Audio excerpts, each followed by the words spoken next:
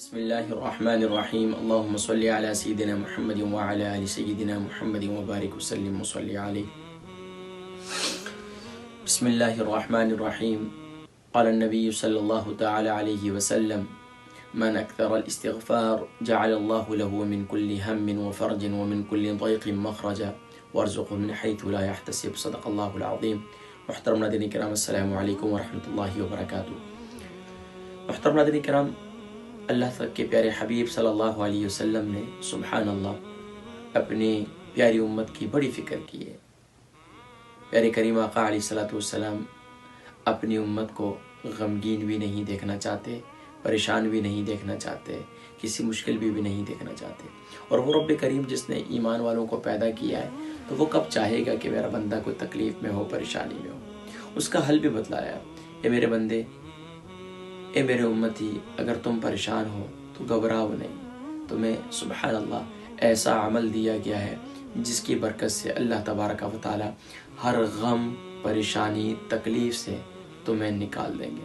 اور فرمایا کہ سبحان اللہ من اکثر الاستغفار، تم میں سے جو کوئی بھی کثرت سے استغفار کرے گا جعل اللہ له من كل هم وفرج، اللہ تبارک و تعالی ہر غم اور پریشانی سے اسے نکلنے کا راستہ نصیب فرمائیں گے. ومن كل ضيق مخرجا، اور تنگی رزق کی وجہ سے پریشان ہو، فرمایا کہ ایسی جگہ سے تمہیں رزق ملے گا جہاں سے تمہارا وہم و گمان بھی نہیں ہوگا، لیکن شرط لگائی کہ کثرت سے استغفار کرو. ناظرین کرام، جلدی سے امام حسن بصری رحمہ اللہ کا اور ابن عربی کا ایک واقعہ سناتا ہوں. سورہ نوح کے اندر اللہ کریم نے ارشاد فرمایا فَقُلْتُ اسْتَغْفِرُوا رَبَّكُمْ إِنَّهُ كَانَ غَفَّارًا يُرْسِلِ السَّمَاءَ عَلَيْكُمْ مِدْرَارًا وَيُمْدِدْكُمْ بِأَمْوَالٍ وَبَنِينَ وَيَجْعَلْ لَكُمْ جَنَّاتٍ وَيَجْعَلْ لَكُمْ أَنْهَارًا. فرمایا کہ سبحان اللہ، سیدنا امام حسن بصری فرماتے ہیں کہ میں شیخ ابن عربی رحمہ اللہ کے قریب بیٹھا ہوا تھا تو آپ کے پاس 3 شخص آئے اور تینوں نے اپنی الگ الگ حاجتوں کا ذکر کیا. ایک آیا، اس نے جو ہے اپنے باغ میں خشک سالی کا ذکر کیا تو آپ نے اس کو کہا کہ تم استغفار کیا کرو. دوسرا شخص آیا، اس نے کہا کہ میں تنگی رزق کی وجہ سے پریشان ہوں تو آپ مجھے کوئی عمل بتلائیں تو آپ نے فرمایا کہ استغفار کرو. تیسرا شخص آیا اور اس نے کہا کہ حضرت میں جو ہے اولاد نہ ہونے کی وجہ سے پریشان ہوں، میری گود خالی ہے.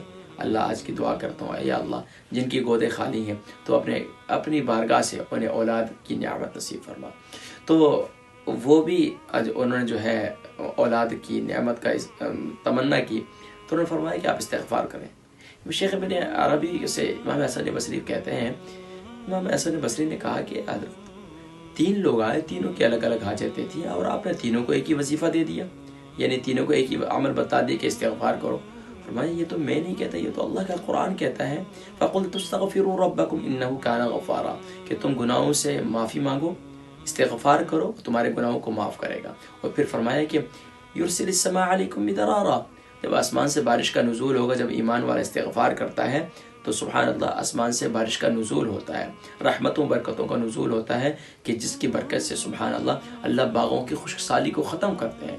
اور ظاہری بات ہے، جب خوشحالی کیسے آتی ہے، جب اناج ملک میں معیشت کیسے مستحکم ہوتی ہے، جب اناج وافر ہوتا ہے، جب اناج وافر ہوتا ہے ملک میں خوشحالی آ جاتی ہے. تو اور یقیناً جب پہلا شخص تھا جس کے باغ میں خشک سالی تھی، آسمان سے بارش کا نزول ہوا، استغفار کے بعد باغ کی خشک سالی جو ہے وہ دور ہو کر خوشحالی آ گئی. اور میں دوسرا شخص آیا، اس نے کہا کہ حضرت مجھے جو ہے تنگی رزق کی وجہ سے پریشان ہوں. تو فرمایا کہ تمہاری امداد کی جائے وَيُمْدِدْكُمْ بِأَمْوَالٍ، تمہاری امداد کی جائے گی مال کے ذریعے سے. دیکھیں آج مال، ہم اگر UK یورپ میں رہتے ہیں تو یہاں پاؤنڈ، یورو، اور امریکہ میں رہتے ہیں تو ڈالر، پاکستان میں رہتے ہیں تو روپیز ہیں.